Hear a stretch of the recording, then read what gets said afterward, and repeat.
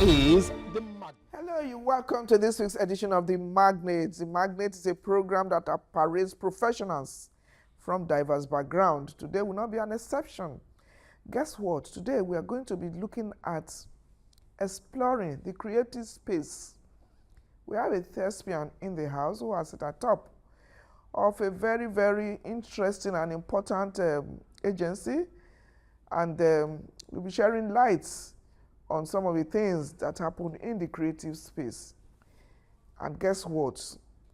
It is what we now have as, the developmental strides in that space.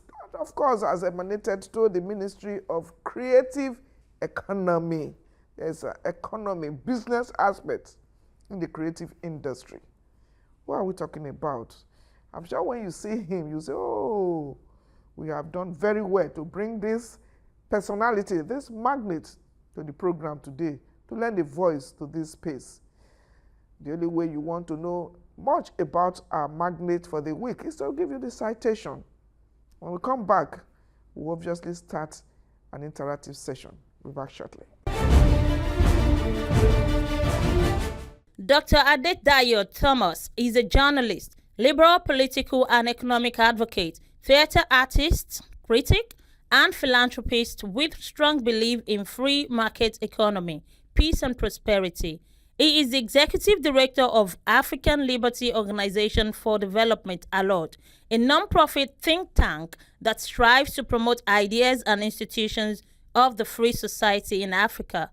He was the chief executive officer for National Film and Video Censors Board, where he served from 2017 to 2024, which witnessed a lot of reform in the sector. Adedayo has a BA Theatre Arts and postgraduate diploma in public relations from University of Jos and Nigerian Institute of Journalism, respectively, a diplomate of Cato University, USA, in philosophy, history and jurisprudence, and economics of liberty, and MBA in think tank management from the Atlas Economic Research Foundation in Washington, D.C. He also bagged a master's degree in development studies from the Nigerian Defense Academy, Kaduna, Nigeria. He completed his doctorate degree in theater arts from Benue State University, Makurdi in Benue State, Nigeria. Aside from heading and carrying out extensive research work on several areas, Adedayo has undertaken many field research related to the provision of public services. He is a serial author, having authored several books and articles locally and internationally. As a core evangelist of a free society, Adedayo carries his messages to university students in English-speaking African institutions in Nigeria, Ghana, Zimbabwe, Kenya, Uganda, South Africa, Tanzania, Ethiopia, and a host of others. Mostly seen in the Nigerian parliament in defense of sound policies and features in both local and international media. He is a known philanthropist with a lot of intervention in the health sector in Lagos State, with his developmental strides in Oshodi, a solo local government area of Lagos State. He represented the local government in Finland during Nigeria at 50 and facilitated the sister cities collaboration with Oshodi local government and the Finland government. Dr. Adedayo Thomas is happily married and blessed with lovely children. You're welcome back. Yes, our magnate for the week is our erudite scholar, a creative in the creative space, a thespian. It's a great pleasure to welcome to the Magnate, Dr. Adedayo Thomas, the immediate past Chief Executive Officer of National Film and Video Censors Board. You are welcome to the Magnate, sir. Thank you, ma. Nice to finally have you. The pursuit has been so much. Thank you that we are even in presence of royalty. I'm sorry about that. I'm sure you are wearing a lot of caps on your feathers on your cap. A lot of arms aspects of you. Okay, so let's look at, you heard my intro, creative space. How would you rate that space over the years? This is a major player in that space. Well, let me first appreciate you for at least let me consistency. Consistency, and of course having to be patient with me in trying to get this sorted out once and for all. Yeah, you see, It becomes crazy. It's with dynamics and with the global trend, names changes. You see, at the time we have theater separated from film. At the point, it's only for entertainment sake. No financial backing. It is contributing to no GDP, no growth of the country. So people just say, oh, theater, or film, or something like that. So they look at that aspect of the industry. But with the growth of the industry, people started saying, oh, so we can get this. Like I used to say, government don't initially develop things. The private sector initiative and the ideas of the people, when they bring it out, that is when government look at it. Oh, so this is growing and it's taxable. So from that aspect, the economy comes in. Okay. Whether it's in graphic art, film, theater, and other associated acts. So that's why the new name, just like you're saying, oh, capitalism is bad, capitalism is bad. But invariably, you start embracing entrepreneurship. So what are the characteristics of capitalism? What are the characteristics of entrepreneurship? It's the same if you look at it closely. Removing one or two things there. So the creative industry has evolved over the years, not now, but the name, the modern name, name changes and things like that. So it has evolved, and I think it's still growing very well. Okay, very, very good template you have established for now. Now let's go back in time. You are a thespian, your first degree, second degree, and even third degree, you dwelt in theater and all of that. Let's go back down memory lane. When we say theater in those days, the names that readily come to mind is Apa Habratogunde, Duro Ladipo, and the likes. How do you think, you talked about evolving, how do you think from that time till now it has evolved? So you have said there's now economy, before now we had showbiz, I need you to give us that characteristics of the evolvement over the years.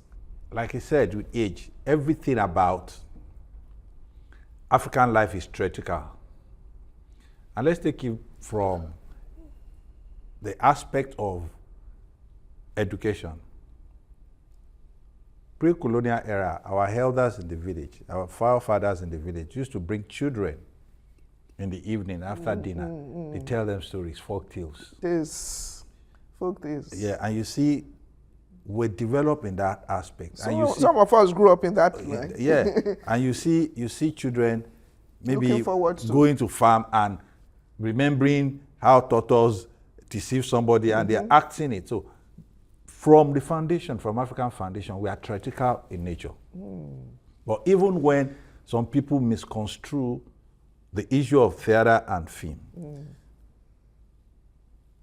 Abat Ogunde and others that we can mention are not doing those things for free, but people don't understand. It's an economy on its own. Wow. And that's how the entire thing started. When we look at theater, it's because the open space issue of those golden age comes into light where you have to bring people.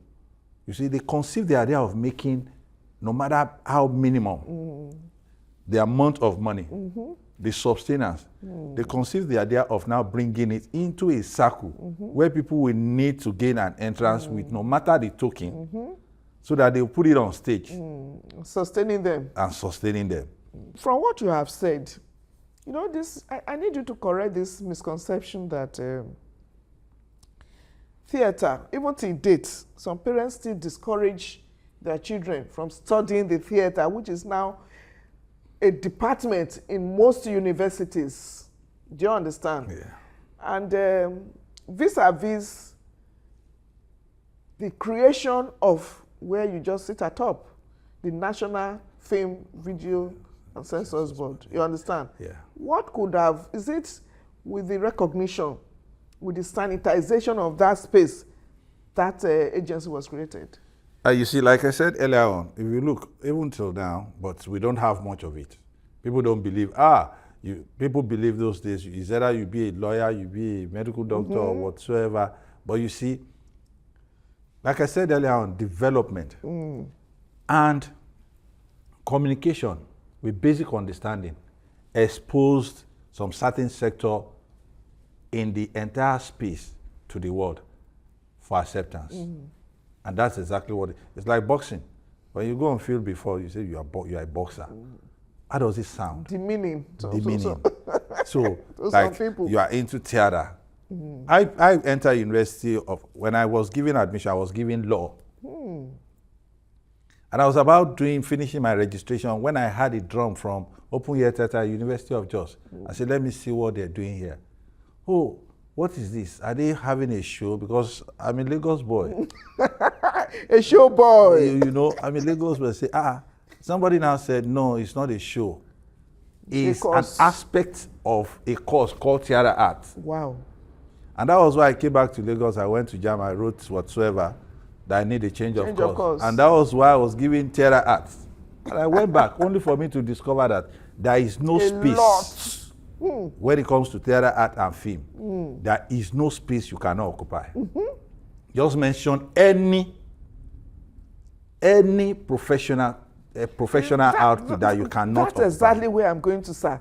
You know, when you say theater art, people just think it's just to play on stage. But no, the diversification of that course, the costumier, the designer, the set, makeup artist, the art itself, the scripting, those selling food, those have to sell water. It's a whole economy.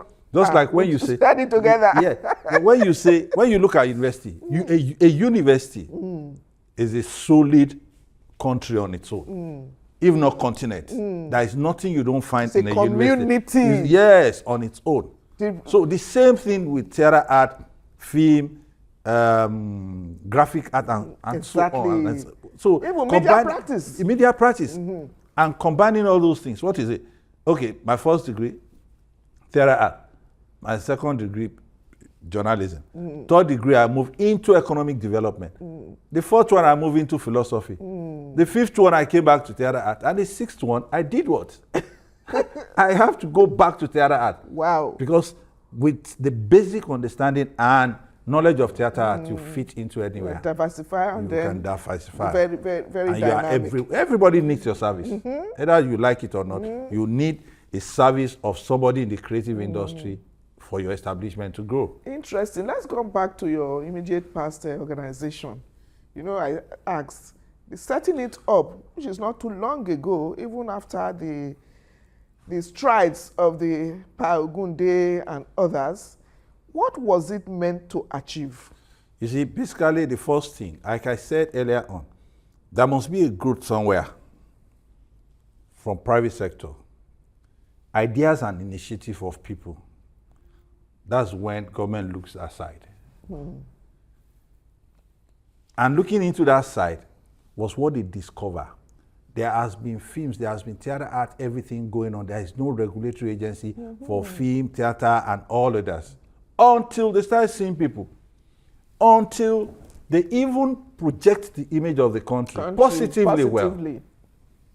And that was... image making. Yes, that was when the government looked at it and say, let's quickly establish a regulatory agency. And that was in the 90s. And when we are looking back at the people we have mentioned, are they in the 90s? They are not in the 90s. Theater art started with human race. It started with human race because it's the only engineer, it's only channel that educate people and gives people information.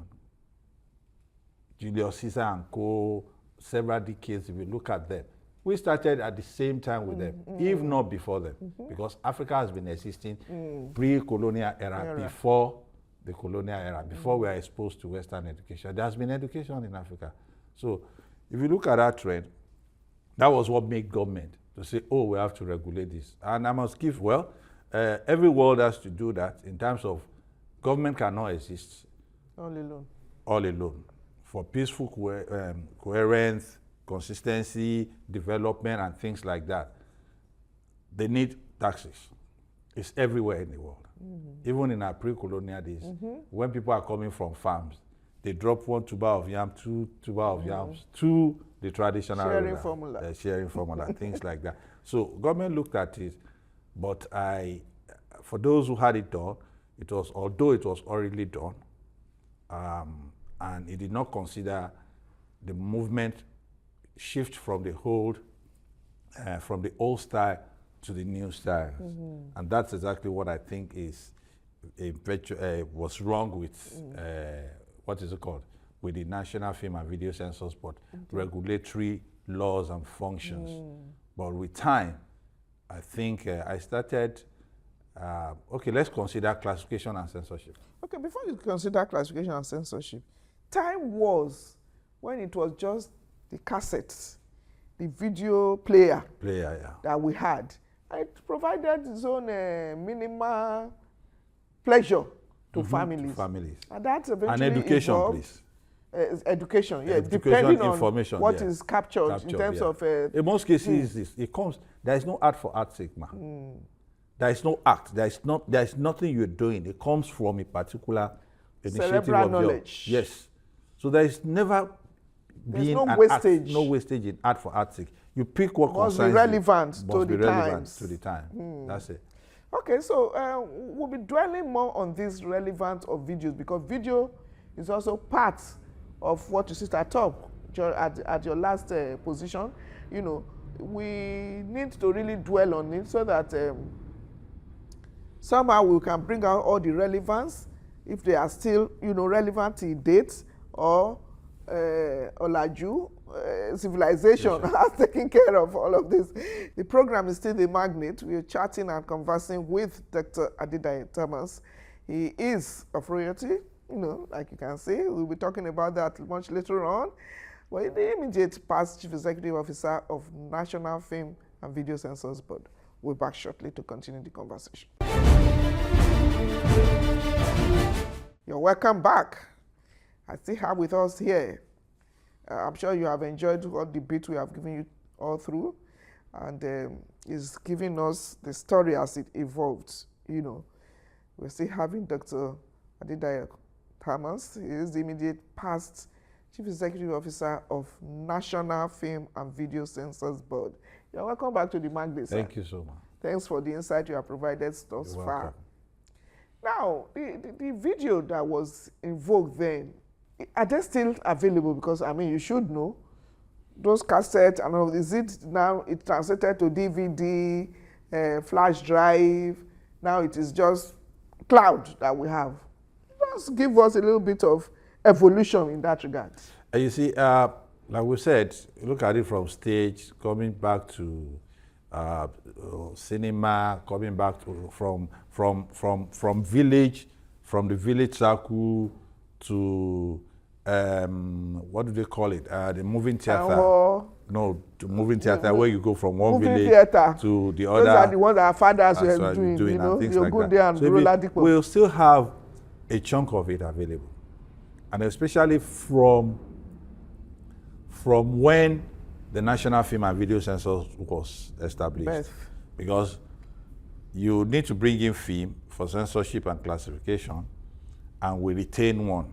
But the issue is, the law did not permit us to do any further thing without the permission of the executive producer or whoever has the right of that film. So if anybody goes, when I was there, I try as much as possible to say, okay, how can people call for it, but I can't give you your intellectual right. Even if you don't have that intellectual right on that film, I cannot. So to a large extent, it's still available at the Library of National Film and Video Censors Board. For those ones that are not available and they think their father has left something for them, it's a big legacy and it's a big money. What they just need to do is to look at it very well, talk to those in the film industry, the producers, the editors, whatever they can do about it. And from that even point, those who has their copies in National Film and Video, they can still apply for it.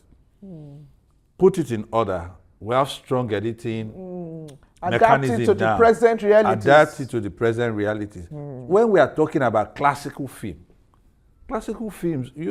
a film will not be categorized classical if it's not over 10 years. So those are kind of things. Becomes archival. Yeah, those are kind of things we're talking about. And if they put it on YouTube channels, they should just make sure that they have the right code for it. Yeah, which is the copyright law. The copyright this thing office is there in Lagos in several places. And that's exactly how best they can make. They use a little amount of money on the old works they have and build up an economy which is stronger than whatever you can think about. Okay, so earlier on you alluded to the fact that people just play down, commonize, theater. Give us an insight into the contribution to GDP, because people think that, like, people would discourage their children to go and study. What value do you think the space, the creative economy, the theater, the creatives have to you see, one of the things I'll say, country? because I know this will go public, but one of the problems we have is we have not even had, if I start giving numbers now, it's distorting to majority of the people who are even interested in the film industry. What we can always say is this: okay, look at what this person has made. Funke Akindele, 8 billions. The Moses Baba Tokpe are making it in a bigger space. Actors as well. Look at Joke Silva. Look at Olu Jacobs. Those elderly ones. What is their position in the society? So those are the image that we're supposed to be looking at. It's become role models. Yes, of course. Those are the ones we're supposed to be. And what is their economic status? As long as it's high, like I mentioned, a lot of them made billions. Tony Abraham and so many. You know, you're talking about tax, and we're in Lagos. It's so important now that and relevant that even as a Lagosian resident in Lagos, there are certain benefits you cannot enjoy except you showcase your tax card and tax ID. So that means there's no way you can evade paying that tax. Definitely. Even as a creative person. Definitely. Even with that, I'll equally still advocate that there must be sitting of the creatives where we pay less tax. Okay. Because what we do is not only into our pocket. It's a multiplier effect. Yes. I think I've gone to all the African countries. Good. And the fact that I'm in Nigeria, there is a way they treat us special. And what brought that was the effect from the creative industry. Your intellect. Yes. The So value addition. projecting the image of the country in a good way and without paying us, we should be enabled to enjoy lower taxes. Okay. You are one of the top people who can advocate that, and we'll all be glad if we can get it. Now, in the name, National Film and Video Censors Board, I'm interested in that census. Why must you censor a content that probably have gone through different stages? And if you must censor, shouldn't you start from concept stage before you allow people to finish their production and everything? Say, bring your film for censorship. Am I in line? Yes. It's on the two sides. Okay. For all of us in the creative industry, we have a particular problem. Some of us don't even look into the laws. There's no way you want to go to China to go and get something and feel you have to just carry your money and go. No, you must study the laws that governs that particular product or services. Okay. Most of us don't do that. And again, the issue of censorship. You see, when we started, why, I'll still refer to Julius Caesar and co. And in Rome, why are they censoring? For you not to produce something that can instigate action, negative action against the government. Country. That's the foundation of censorship. Okay. But you see, with time, it started wiping off. And I think in Nigeria, I equally tried, there's a bill waiting to change it, because the world has changed it from censorship to classification. This is democracy. This is not military. Okay. So the censorship It connotes some negativity. Yeah, it's draconic. And that was why what I discussed again in my PhD thesis. Good. if you look at it that way, we're supposed to, by this stage, be at the level of what? At the level of self-classification. Or self-regulation. Don't let us even use regulation. No, if you regulate yourself, you don't wait for authorities to censor you. No, because the regulation is there already. So we are trying to pull away from censorship. Okay. When it becomes regulatory, when it becomes we regulators as well, the act of trying to do self-classification is regulating ourselves, which is undertone.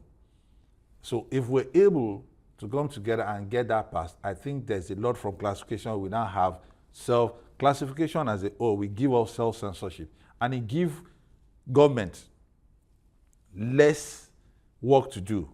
When we censor ourselves, there is a limit to me bringing my intellectual property, my intellectual outcome to you at that level.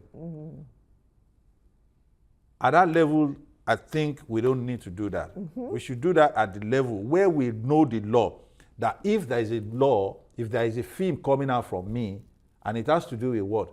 It has to do with bloodshed, smoking, a lot of, things that are negative, that will not portray the country. It's everywhere. It's everywhere because government is not giving me money to produce anything. Neither is it giving anybody other thing to produce. So what comes out of my brain is what I should do. But we must be able to know that this film will not be suitable for a particular age. Yes. So if you produce a film that is above 18, we'll come to the issue of classification. Okay. We'll come to the issue of even the film itself. We'll come to different aspects of it. But we have dwelt so much on the beginning, where it started from, and your activities so far. Time is not our friend. We obviously cannot conclude this conversation in this edition because there's still a lot more. You have talked about classification. You have talked about, there's still a lot to talk about blockbusters. Those that are, but you have talked about the celebrities, we'll talk about how the film has come to stay, that has now even blossomed to the creative economy. The program is still The Magnate. We've been chatting with Dr. Adedayo Thomas, the immediate past Chief Executive Officer of National Film and Video Censors Board. Let's take a halt for now. Thank you very much. We'll be back to continue this conversation. Join us same time next week when we shall bring you the concluding part of this conversation. And of course, remember, like we always say, remember to follow us on our social media handles. Watch this program again, a repeat edition on our YouTube channel. And of course, call us for partnership, participation, and what have you on the number on the screen. Let's continue this conversation same time next week. We're back then. Bye for now.